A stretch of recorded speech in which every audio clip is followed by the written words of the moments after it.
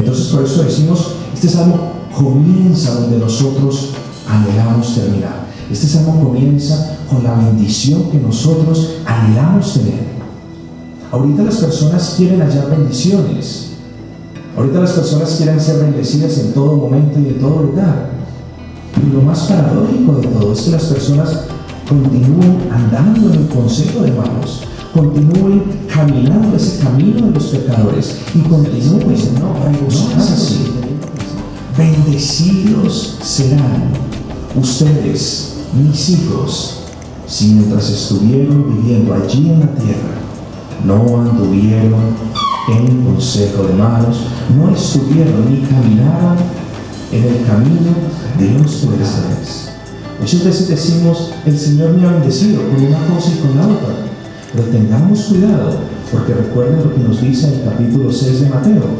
Allí hace una referencia importante a la gracia común, es decir, a las bendiciones que Dios da sobre justos y sobre injustos, sobre buenos y sobre malos. Esas bendiciones no son eternas, esas bendiciones son temporales. Tengamos cuidado con ese tipo de personas. Tengamos cuidado especialmente en los días de hoy con las personas que se están llenando de ideas, de consejos propios y así quieren convencer a las personas alrededor. Dios es quien planta la simiente de vida en el corazón de una persona. Dios es quien planta a un creyente en el lugar donde nunca jamás perecerá. Por eso decimos teológicamente, doctrinalmente hablando, que en toda persona en la cual ha habido una regeneración en su corazón por parte del Espíritu Santo, no nos podemos preguntar si es que esa persona va a ser salva algún día. Por supuesto que no. La obra que el Señor comienza, Él la perfeccionará para su gloria. Libro de los Salmos, Salmo número 1. Bienaventurado el varón que no anduvo en consejo de malos, ni estuvo en camino de pecadores, ni en silla de escarnecedores se ha sentado, sino que en la ley de Jehová está su delicia, y en su ley medita de día y de noche.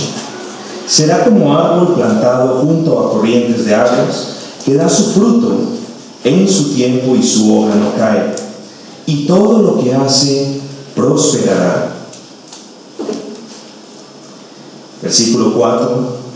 No así los malos, que son como el tamo que arrebata el viento. Por tanto, no se levantarán los malos en el juicio, ni los pecadores en la congregación de los justos, porque Jehová conoce el camino de los justos, mas la senda de los malos perecerá. Estamos recorriendo un camino, amigos. Ese es el camino de la vida. Cada día que pasa, cada hora que pasa, cada segundo que pasa, estamos avanzando hacia un destino, hacia un final. La pregunta más natural a la luz de este versículo es la siguiente: ¿qué camino estás avanzando? Yo creo que debe ser evidente para ti, con lo que hemos predicado las últimas 2 o 3 semanas, debe ser evidente para ti qué camino estás avanzando. ¿Estás avanzando el camino de la santificación progresiva? ¿Estás avanzando el camino por medio del cual una persona todos los días se asemeja más a Cristo? ¿Cómo se asemeja más a Cristo? Haciendo morir las pasiones y los deseos que hay en él. Y esto no por iniciativa ni poder propio, sino por la gracia del Señor. ¿O está recorriendo el otro camino? Un camino contrario. Un camino que va hacia abajo. Un camino que es camino de muerte. Un camino que es fácil de recorrer. Un camino que no implica sacrificio alguno. Un camino que, de hecho, todos en el momento de nuestro nacimiento comenzamos a recorrer. ¿Cuál de los dos caminos estás recorriendo? Hay un camino que es hacia arriba. Hay un camino que tiene una puerta estrecha. Hay un camino que es angosto. Hay otro camino que tiene una puerta ancha. Hay un camino que de hecho es muy amplio. Hay un camino por el cual solamente unas pocas personas pueden entrar. Y hay un camino por el cual la mayoría de las personas están transitando. ¿Cuál es ese camino? Hay un camino el cual está lleno de aquellos que se han humillado delante del Señor, que estaban perdidos en los placeres y en las cosas del mundo, y que habiendo sido hallados, se les es mostrado el camino al cielo. Hay otro camino que está infectado e infestado, por así decirlo, de una manera respetuosa, por muchas personas, por una gran cantidad de personas. No que en el otro camino no haya muchas personas, pero en este hay muchedumbre, hay una gran cantidad de personas. Pero ¿cuál es la característica de ese camino? Son personas que viven en su propio consejo. Son personas que tienen sus propias ideas, sus propias opiniones. Son personas que creen que sus propias ideas y sus propias opiniones los están llevando de hecho por el camino correcto. Son personas que dicen y que tratan de convencer a las personas a su alrededor de que sus consejos son los correctos. Amados, que no, que las escrituras sí son de Dios, pero los consejos de ellos son los correctos. Tengamos cuidado con ese tipo de personas. Tengamos cuidado especialmente en los días de hoy con las personas que se están llenando de ideas, de consejos propios, y así quieren convencer a las personas alrededor. Solamente hay un consejo al cual nos debemos someter y el cual es el patrón de conducta y de vida. Ese consejo se llama el consejo eterno de Dios en su palabra. A ese nos debemos someter, a ese debemos obedecer. Entonces, cuando una persona se levante y diga, no, solamente tú tienes que vivir una vida honesta, es suficiente que tú no robes, es suficiente de que no le hagas daño al vecino, es suficiente de que tú no hurtes, todo eso es suficiente. Por supuesto que Dios se agrada con eso, por supuesto que Dios se place con eso. ¿Cómo Dios no te va a dar a ti el cielo y la vida eterna si tú estás haciendo las cosas buenas? Esos son consejos propios del hombre. Ese no es el consejo de la palabra de Dios. Entonces, bendito aquel que no pierde su tiempo escuchando esos consejos, porque son consejos que de hecho están llevando a la persona que los dice por ese camino que no va hacia el cielo, y tristemente también están llevando a otros hacia ese mismo camino trágico.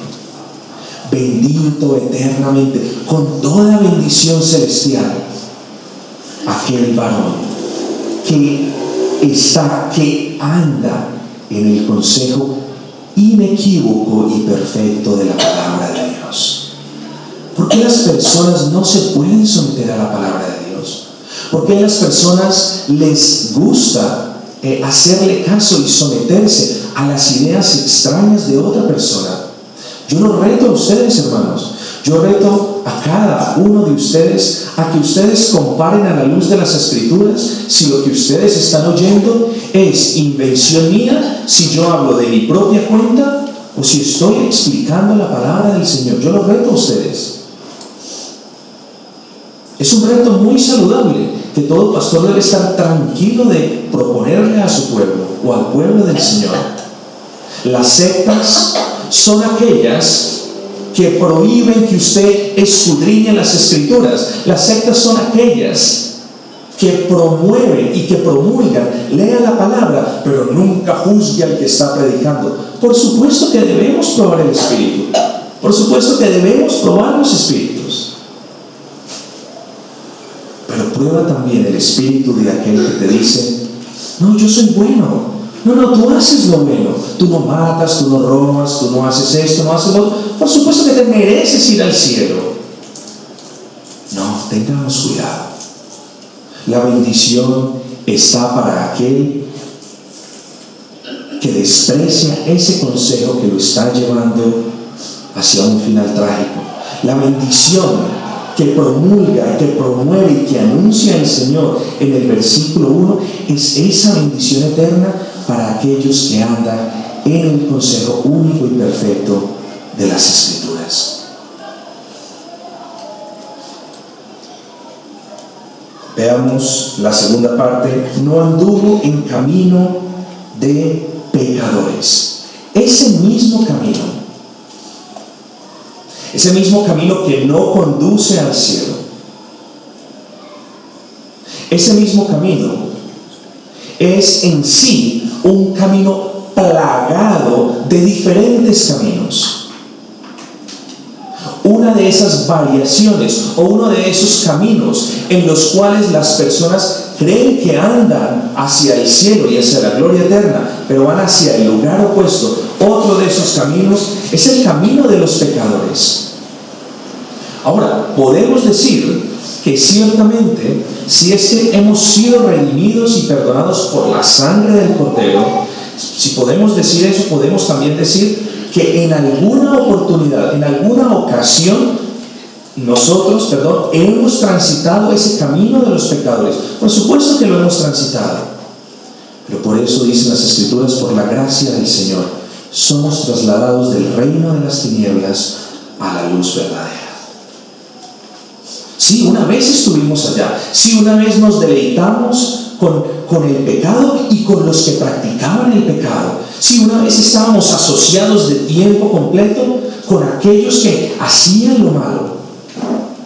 Si no les servíamos como autores o como cómplices, estábamos siendo copartícipes como autores intelectuales o materiales.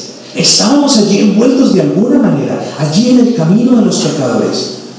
Pero la bendición del Señor es para aquellos que han aborrecido ese camino. Entonces nos preguntamos, ¿cómo puede ser posible que un hombre no aborrezca un camino que lo está destruyendo? Amigo, hazte esta pregunta. ¿Cómo puede ser posible que un hombre no aborrezca, no deteste un camino que lo está llevando hacia su propia ruina, tanto física como espiritual y eterna? La respuesta es: una persona no detesta ni aborrece este camino, pues porque se está deleitando en él. Amigos, para aquel que se deleita en el camino de los pecadores, no hay bendición eterna. Puede que haya, por la gracia común del Señor, puede que haya bendiciones pasajeras y temporales, pero no hay una bendición eterna. Ahora la pregunta para contigo es la siguiente: ¿qué bendición prefieres tú? ¿Prefieres una bendición temporal que te dure por 2 días? ¿Prefieres una bendición que te dure hasta el día como máximo que mueras?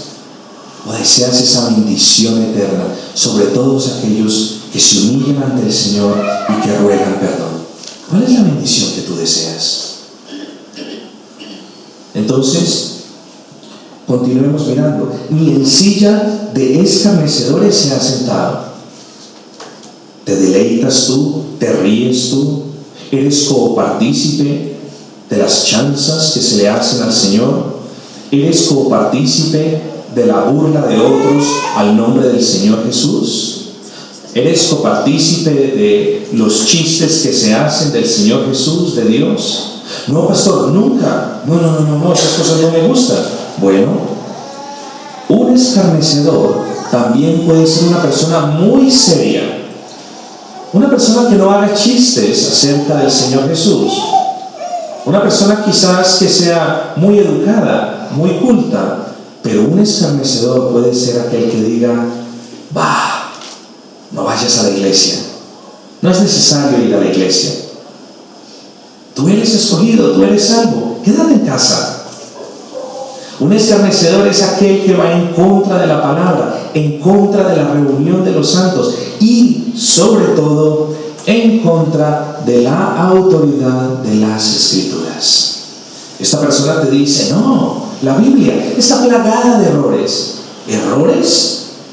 El día que tú me muestres un error a mí en las Escrituras, yo te digo, dejo el púlpito. Ese día yo dejo el púlpito.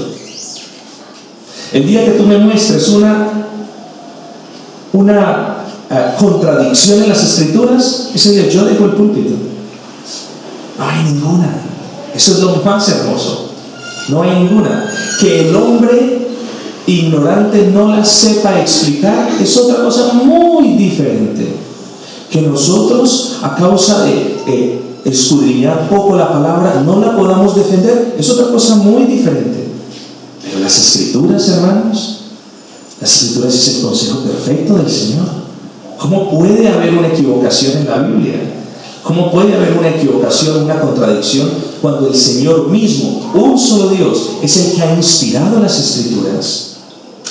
Contradicción hay en las iglesias donde llaman profecía. Contradicción hay allí. Contradicción hay en esas partes donde dicen que hay un solo Espíritu de Dios, y contradicción es que supuestamente todos que tienen el mismo Espíritu, la profecía de este salga, la profecía de aquel no salga, y la profecía de aquel sea otra cosa diferente. Eso es contradicción. Ese no es el mismo Espíritu, ese no es el Espíritu de Dios. En la palabra de Dios, no hay contradicción. Por eso, hermanos, tengamos mucho cuidado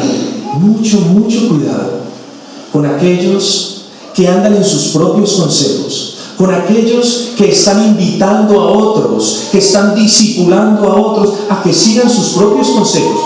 Amigos, yo no los estoy discipulando. El Señor es quien a ustedes los discipula a través de la palabra. Yo no quiero que ustedes sean seguidores del pastor César. No, eso sería una secta. Ustedes deben seguir a Cristo.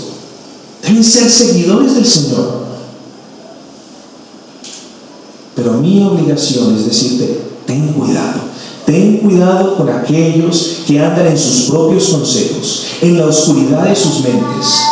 Ten cuidado con aquellos, estos primeros, los que andan en sus propios consejos, pueden ser difíciles de distinguir a causa de una piedad externa, a causa de una bondad externa, a causa de que te llaman hermano, a causa de que te dicen Dios te bendiga.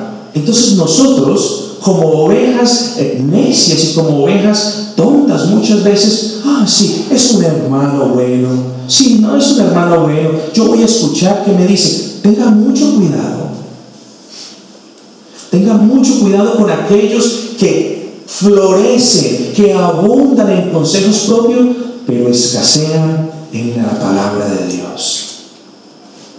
Ese es un caso difícil. Y yo te aliento a que tú tengas mucho cuidado. Y ya vamos a ver ahora cómo tener cuidado. El segundo punto, ten cuidado con ese camino de pecadores y con quienes practican el pecado.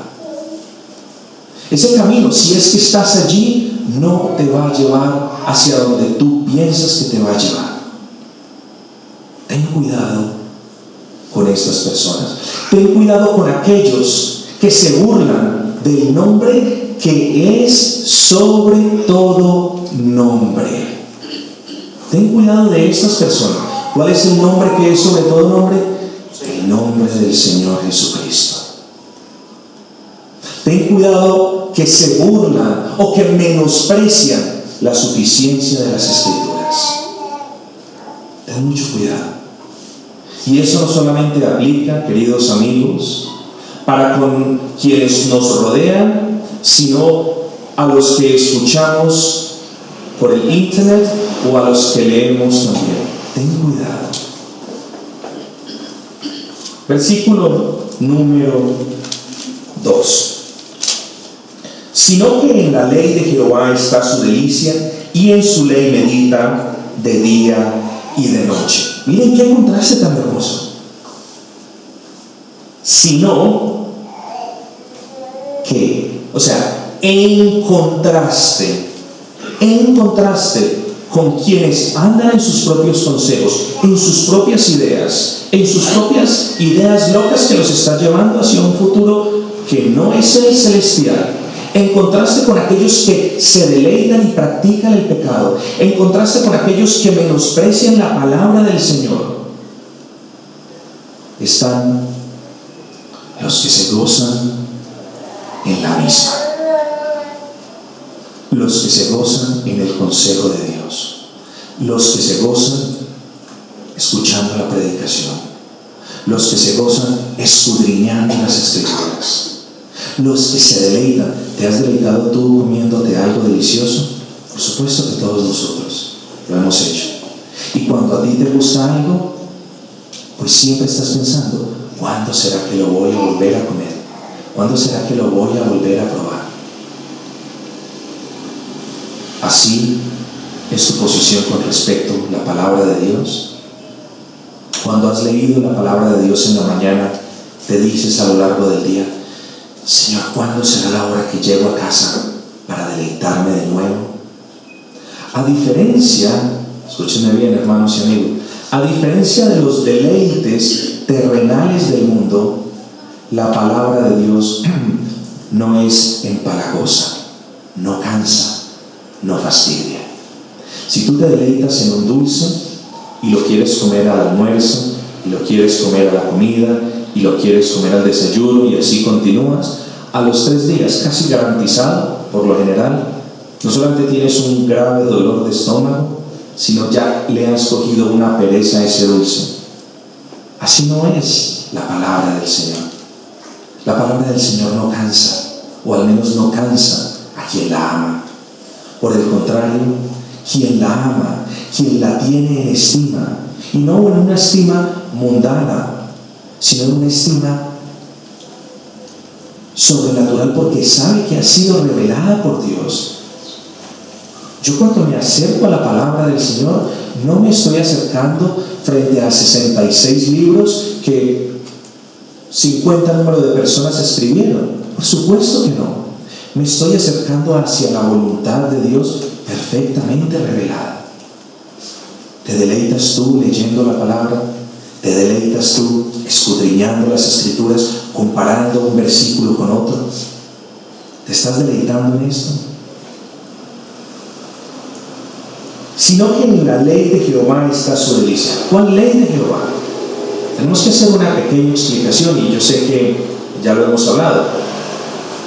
La ley moral y la ley ceremonial. Les explico. La ley moral de Dios es lo que nosotros conocemos como los 10 mandamientos. Los 10 mandamientos son perfectos, buenos y justos, como dice su palabra. Y siendo así, por supuesto que los 10 mandamientos nos reflejan el carácter santo y perfecto de un Dios que es eternamente santo y perfecto. Por lo tanto, aquellos que dicen que los 10 mandamientos no hay necesidad de cumplirlos porque estamos en la gracia, abren los ojos, porque les están diciendo una mentira, les están diciendo una gran herejía. Lo que no cumple para el creyente del Nuevo Testamento es la ley ceremonial. ¿Por qué?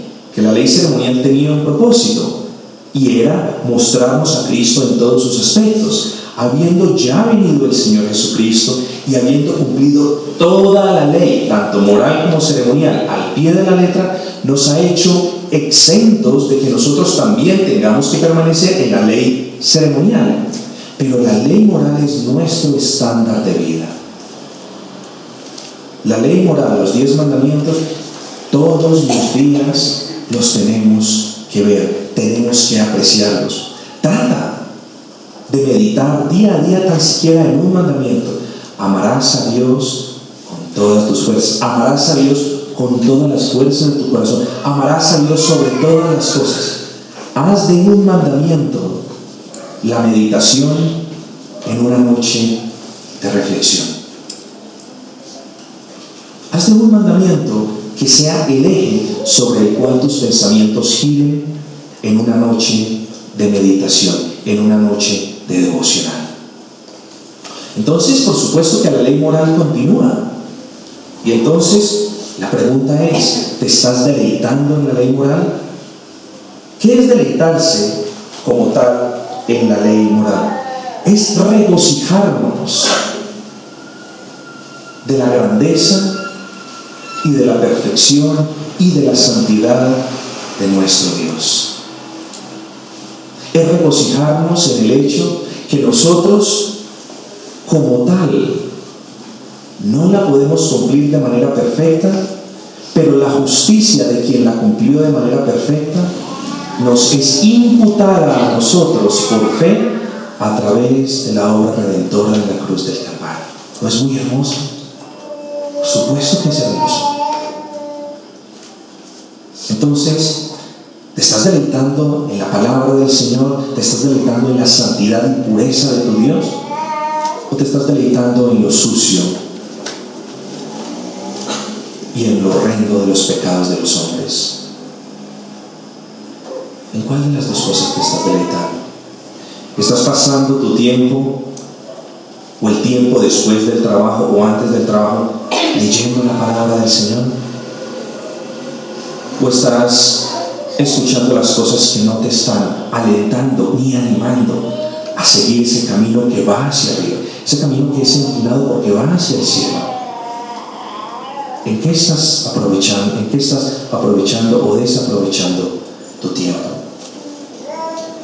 Sino que en la ley de Jehová está su delicia, escuchen, y en su ley medita de día y de noche. La meditación nos dice qué clase de personas somos. Meditar es morar, vivir en la palabra del Señor. Ahora, eso no quiere decir que tengamos que andar con las Biblias aquí frente a nosotros, o poner nuestras Biblias debajo de nuestros hombros, o como lo hacían los judíos por una incorrecta interpretación del libro de Deuteronomio. Los judíos tienen una cajita aquí en el frente de ellos, y en esa cajita hay unos pequeños pergaminos que representan la palabra del Señor. Entonces, hoy en día los ultra ortodoxos argumentan que tener esas cajitas con la representación de la palabra del Señor quiere decir que las personas tienen en su mente la palabra del Señor de día y de noche. ¡Qué equivocación tan errada! ¡Qué interpretación tan errada! Pero esa es la interpretación que le dan los judíos ultra ortodoxos. Nosotros no necesitamos de esas cosas.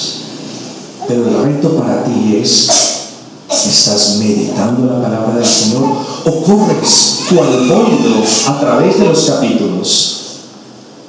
¿Estás morando en la palabra del Señor o estás leyendo la palabra del Señor simplemente porque te toca hacerlo? ¿Porque el pastor te lo sugirió o porque tú crees que eso es lo correcto? ¿Estás leyendo la palabra del Señor simplemente porque te toca o porque te deleitas en ella? ¿Cuál de las dos partes es? ¿Estás meditando la palabra del Señor, que es diferente a leerla? ¿Qué es meditar entonces? ¿Qué es meditar en la palabra del Señor? Meditar es, como les había dicho, morar, vivir dentro de la palabra del Señor con el firme propósito de obedecerla, con el deseo de obedecerla. Meditar es memorizar la palabra del Señor. Escúchenme bien, hermanos y amigos. ¿Memorizas tú los versículos de las Escrituras? No toda la Biblia. ¿Cuántos versículos de las Escrituras te sabes tú? A lo más te sabrás quizás Juan 3:16. Pero ¿cuántos versículos de las Escrituras te sabes tú? Memorizar los versículos de las Escrituras es supremamente importante para tu vida. ¿Por qué? Si tomas la costumbre de memorizar al menos un versículo de lo que lees, entonces a lo largo del día, cuando te sea físicamente imposible abrir la Biblia, estás meditando de constante en este versículo que has memorizado. Eso es meditar en las Escrituras, meditar de día y de noche. Versículo 3, miren lo hermoso. Miren la analogía tan hermosa que el Señor nos da y con la cual nos incentiva en este versículo número 3.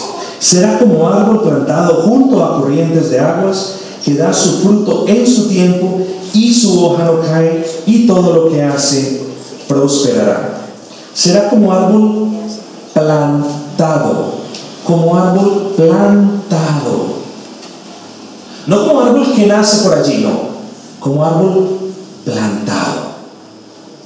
Dios es quien planta la simiente de vida en el corazón de una persona. Dios es quien planta a un creyente en el lugar donde nunca jamás perecerá. Dios es quien hace esa obra. Este árbol como tal, y entonces pensamos una vez más en la analogía de un árbol, este árbol vive como consecuencia de dos cosas: del agua abundante que pasa allí y de la luz que recibe. Asimismo es la vida del creyente. Asimismo es la vida del creyente. El creyente vive es porque el agua de la palabra lo refresca a diario. Aquel que Dios planta, aquel cuya obra es verdaderamente originada en Dios, aquel tiene gran bendición. Y entonces el Señor lo compara con ese árbol frondoso, ese árbol que siempre permanecerá frondoso, ese árbol cuya vida está garantizada por la abundancia de aguas que hay y por la cantidad de luz que entra. ¿Cuáles son las características de ese árbol? Bien, la primera, da su fruto a tiempo, o da su fruto en su tiempo.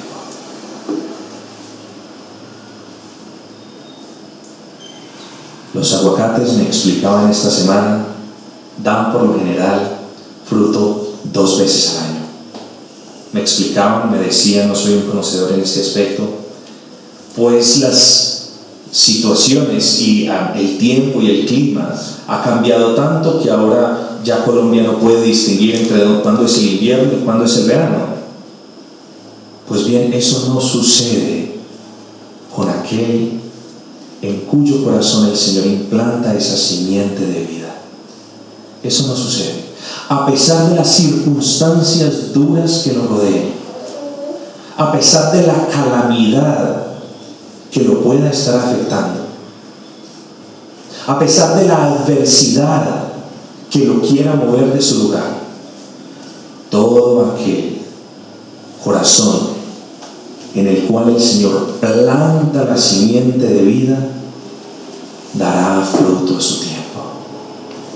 Por eso decimos, teológicamente, doctrinalmente hablando, que en toda persona en la cual ha habido una regeneración en su corazón por parte del Espíritu Santo, no nos podemos preguntar si es que esa persona va a ser salva algún día. Por supuesto que no.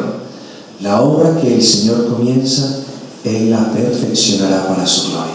Entonces, toda persona que haya sido regenerada por el Espíritu, consecuentemente nosotros podemos aseverar por las Escrituras que es una persona que va a ser justificada y adoptada y santificada y glorificada.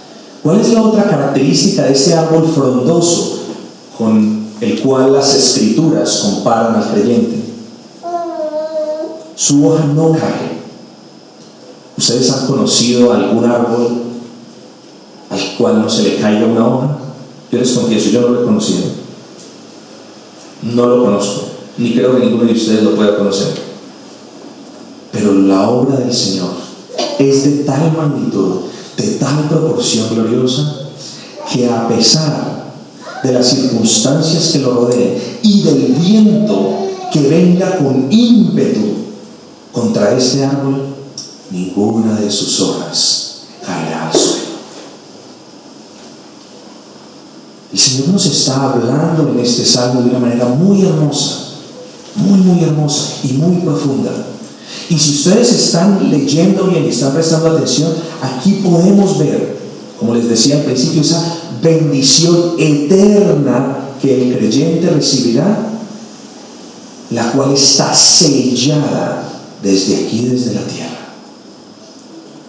Sí flaquearemos, sí pecaremos, pero a los ojos del Señor seremos árboles perfectos para la gloria del Señor. Seremos plantíos de Jehová para la gloria suya, como lo dice el profeta.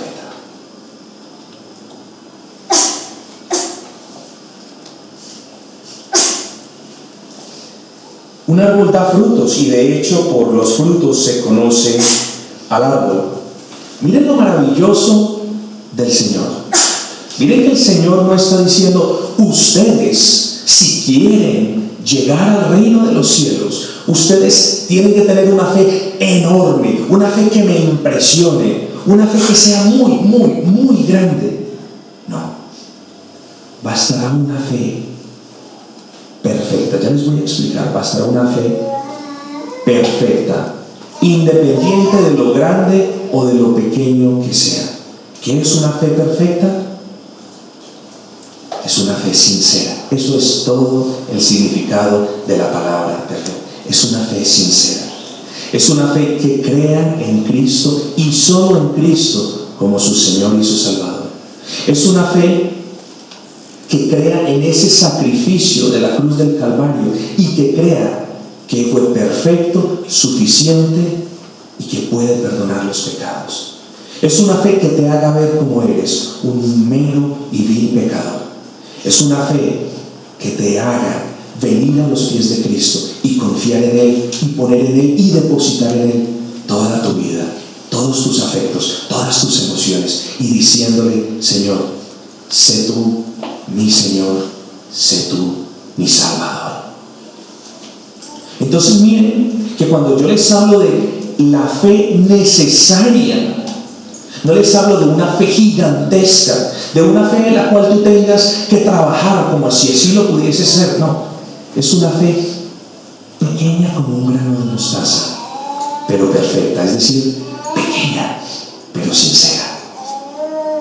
Esa es la fe que da fruto para la gloria y honra del Señor. Esa pequeña semilla de fe redundará en el más grande de los frutos. Recordemos la parábola de nuestro Señor. Cuando se siembra la semilla más pequeña que hay, que es la semilla de mostaza, da el fruto más grande, la hortaliza más grande de todas. Entonces así el creyente. El creyente en sí no tiene mérito alguno.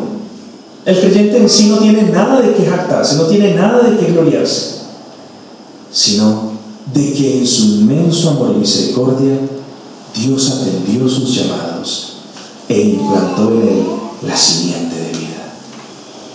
¿Saben qué es lo más maravilloso? Que cuando un árbol está en medio del desierto, seco, podrido quizás, muerto, sin hojas, sin tallos, sin nada, no hay poder humano que lo pueda volver a hacer florecer. No hay nada que hacer. Pero no es así con Dios. Si tu vida se asemeja a la de un árbol quizás podrido por dentro, a la de un árbol seco que no tiene vida, que no da flores, que no da fruto, que no tiene raíz, tenlo por seguro que el Señor puede, si quiere, y tiene la potestad y el poder para hacer de ti un árbol, como lo describe el Salmo número 1. Una vez más les hago esta pregunta: ¿no es grande el Señor? ¿No es grande y maravilloso el Señor que de meros vástagos secos haga un árbol frondoso para su gloria? Por supuesto que sí. Continuemos rápidamente y dice: y todo lo que hace prosperará. Aquí me toca hacer un pequeño paréntesis, porque este versículo es usado y abusado por aquellos indoctos, por aquellos que no conocen las Escrituras. Y no digo yo que yo las conozca en su totalidad. Ustedes tienen que tener cuidado con todo aquel que tergiverse la palabra del Señor, porque muchas personas dicen: y todo lo que hace prosperará. No, es decir, todo lo que usted haga, venga aquí a esta iglesia, traiga sus diezmos, traiga todo lo que tiene, y usted prosperará, porque aquí dice la palabra que prosperará. ¡Qué gran mentira es esa! Despierten, porque están engañando a las personas. Y aquí es cuando yo, a la Iglesia Bautista Gracia Redentora, aquí es cuando yo humildemente les recuerdo: denle gracias al Señor, no por mí, yo soy un mero pecador redimido como ustedes. Denle gracias al Señor, porque el Señor los ha traído a una parte donde no queremos enriquecernos y donde no queremos jugar con ustedes. Denle gracias al Señor por eso. Solamente les enfatizo eso, no para que estén agradecidos conmigo, no, ustedes no me deben nada a mí. Ustedes le deben todo a su Dios y a su Señor, que es el mismo mío. Pero miremos, ¿por qué hice este breve preámbulo en este versículo? Porque los indoctos dicen que todo lo que hace la persona le va a prosperar. Un momentico, estamos hablando de cuestiones espirituales en este salmo. Estamos hablando de cuestiones netamente íntimas del alma, no de cuestiones externas. ¿Cómo pueden entonces estas personas mezclar cuestiones internas por un lado y sacar bendiciones y prosperidad externa? La única manera de lograrlo es tergiversando la palabra a su antojo. Hermanos y amigos, denle gracias al Señor, porque ustedes de alguna manera, no sé de qué, de alguna manera pudieron ver en otras partes lo que se hacía, y por la gracia del Señor les ha abierto el Señor los ojos. Denle gracias al Señor, agradezcanle al Señor. Cuando hablamos de la prosperidad, no estamos hablando de la prosperidad del mundo, estamos hablando todo el fruto que produce. Entonces vuelvo a releer este versículo de esta manera. Será como árbol plantado junto a corrientes de aguas, que da su fruto en su tiempo y su hoja no cae, y todo fruto que produce será bendecido. ¿Cuáles son los frutos que debe producir una persona que ha sido plantada allí junto a corrientes de aguas y que recibe la luz del Señor? Estamos hablando del amor, de la benignidad, de la bondad, de la fe, del gozo, de la paciencia, de la templanza. Estamos hablando de esos dones. Son dones espirituales, son los dones del Espíritu. Cuán grandes son tus frutos en el Espíritu. Cuán grande es tu amor para con el Señor. Cuán grande es tu bondad para los necesitados. Cuán grande es tu fe como tal. Y ahora sí podemos decir, porque una persona que ha sido adoptada en la familia del Señor va creciendo en fe. Claro que sí. La fe se va ejercitando. Si tú no ejercitas la fe se vuelve como un músculo atrofiado. El día que la necesites no la vas a poder usar porque no la has ejercitado, no la tienes. Entonces el creyente va creciendo en fe si es que está andando, mortificando su carne y andando en el camino de la santificación. ¿Cuáles son tus frutos para con el Señor? ¿Le has ofrendado algo al Señor de esos frutos? Que solamente si los tienes es a causa de Él, y que solamente si los tienes van a ser para Él. Pero ¿le has ofrendado algo? ¿Le has dado tu amor como debe ser? ¿Has mostrado tu bondad para con otros necesitados? ¿Has tenido fe en los momentos de prueba? ¿Has tenido gozo en la tribulación? ¿Has tenido paciencia cuando tu testimonio es probado, cuando te rodean circunstancias difíciles? En otras palabras, ¿has honrado al Señor con estas características? Amigo, mira ese árbol, porque también tienes que ser honesto contigo mismo. Si tú crees ser ese árbol que el Señor ha plantado, pero si no se están viendo estos frutos, ten cuidado y reflexiona y medita, porque todo aquel que es plantado por el Señor debe dar estos frutos. Vamos a proseguir rápidamente. Versículo 4. No así los magos, que son como el tamo que arrebata el viento. Como el tamo, como la pelusa del trigo. Y en cierta ocasión, durante la cosecha, durante la siega, tanto el trigo como el tamo están juntos. Y el tamo vive, o sea, la pelusa, como el desperdicio de las harinitas, está allí junto con el trigo. Pero eso no quiere significar que para siempre van a estar juntos. Amigos, cuanto yo les ruego una vez más que ustedes puedan apreciar que va a haber un día. Yo no los estoy amenazando, de hecho, estas cosas me toca decirlas porque estamos pasando por esa parte de la palabra, pero va a haber algún día donde va a llegar el viento y va a arrebatar esta pelusa, este desperdicio. Y ahí sí va a haber una separación entre el tamo y el trigo. Ahí sí va a haber una separación. Si es que no lo puedes entender ahora, ruego de que no ceses de pedirle al Señor que te dé entendimiento, porque algún día lo vas a entender. Yo ruego al Señor que no sea el día del juicio, donde llegue el viento y te arrebate y te quite de en medio de los cuales estás, y entonces tú puedas ver: yo nunca pertenecí a este trigo, yo nunca fui del sembrado de Dios. Tengan mucho cuidado, amigos. Ruégale al Señor que tú puedas entender que no es una amenaza de parte del predicador, sino un llamado de atención y de alerta para que despierte. Va a haber una separación al final de los días. En el juicio va a haber una separación de las ovejas del Señor y de los cabritos. Va a haber una separación. Son muchas las analogías que utiliza la palabra para enseñarnos y decirnos: despierta, que va a haber una separación entre las cosas del mundo y las cosas de Dios, entre lo que hace el mundo y la obra que hace el Señor. Entonces, aquí nos está diciendo: no así, es decir, no como el árbol frondoso que Dios planta, así no serán los malos. Y si volvemos rápidamente al versículo 1, decía que anduvo en consejo de malos. Así no serán quienes andan en su propio consejo.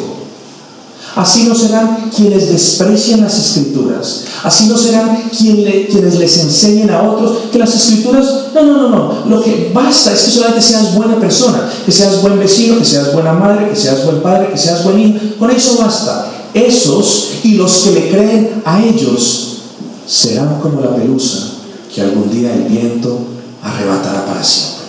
No habrá más memoria de ellos. Versículo 5: por tanto, no se levantarán los malos en el juicio, ni los pecadores en la congregación de los justos.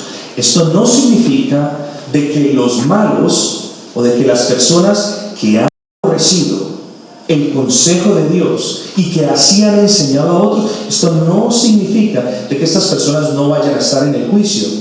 Por supuesto que van a estar. Y yo les explico algo grandioso. Y grandioso porque está en las Escrituras, cuando una persona muere, su cuerpo se descompone, se pudre, y su alma va a una de dos partes. Esto no es invención mía, amigos. Esto lo dice la palabra del Señor. Si ha depositado en vida su confianza en Cristo, va al paraíso de Cristo, va donde está el Señor. Allá nos dice la palabra, allá va a haber una recepción, por así decirlo, de santos esperándonos, gozosos, en gran gozo de que nosotros hayamos vencido, de que nosotros, por la gracia del Señor, hayamos vencido. Allá nos está esperando el Señor mismo, Jesucristo mismo, y va a ser de gran gozo. La otra parte hacia donde un alma puede ir es a la condenación eterna, no a un mero purgatorio, no a un estado transicional, pero es a la condenación eterna. Ahora, en el día del juicio, cuando los cuerpos de aquellos que han en vida depositado su confianza en Cristo sean glorificados, esos cuerpos se unirán con esas almas y vivirán eternamente en un estado glorioso y perfecto y libre de pecado con Cristo, en esos cielos y en esa tierra nueva. Pero aquellos cuerpos de aquellas personas que han andado en el consejo de los malos, que han andado en el camino de pecadores, que se han gozado y se han reunido con los que vituperan el nombre de Cristo, los cuerpos de estas personas también serán reconstituidos para soportar el infierno de una manera eterna. No es que una persona vaya al infierno y se consuma y se acabó. No, qué conveniente. Entonces comamos y bebamos y vámonos para el infierno, que la pena dura 2 o 3 días, o 1000 años o 2000 años y se acabó todo. Qué conveniente. No, es un castigo eterno, es una muerte pero eterna. Es un sufrimiento tanto de alma y de cuerpo, pero eterno. Entonces, antes de la resurrección final, las almas están en un castigo eterno, y después de la resurrección final, los cuerpos y las almas estarán en el castigo eterno. Entonces, tengamos en cuenta esto también. ¿Cuál de los dos caminos parece más espeluznante? Por supuesto que sabemos cuál es el más espeluznante.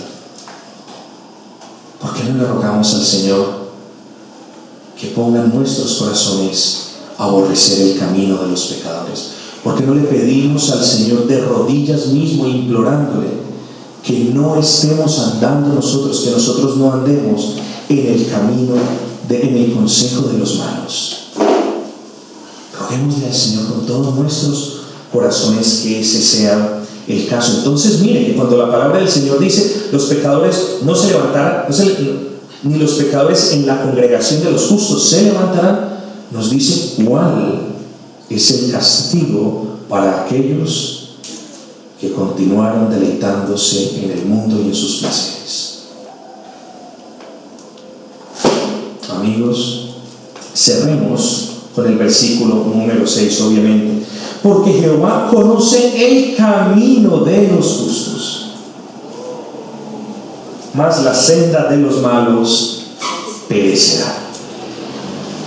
¿Ven el versículo número 1 que dice: bienaventurado el varón que no anduvo, no caminó, no transitó, no pasó su vida pendiente del consejo de los malos, ni caminó ni anduvo en el camino de los pecadores? Estamos hablando de un camino. Ese es el camino de la vida que tú estás transitando. Y miremos lo glorioso del versículo 6. Porque Jehová conoce el camino de los justos, y lo conoce porque Él lo ha trazado de manera perfecta. El Señor conoce el camino de los santos. El Señor te ha encaminado en el camino de los santos. El Señor mismo camina de su mano contigo en el camino de los santos, y el Señor es quien te estará esperando cuando el camino de los santos llegue a su fin. Mas el que camina en la maldad, en la perversidad, ese perecerá. Nos dice el versículo 6: porque Dios conoce el camino de los justos, mas la senda de los malos perecerá.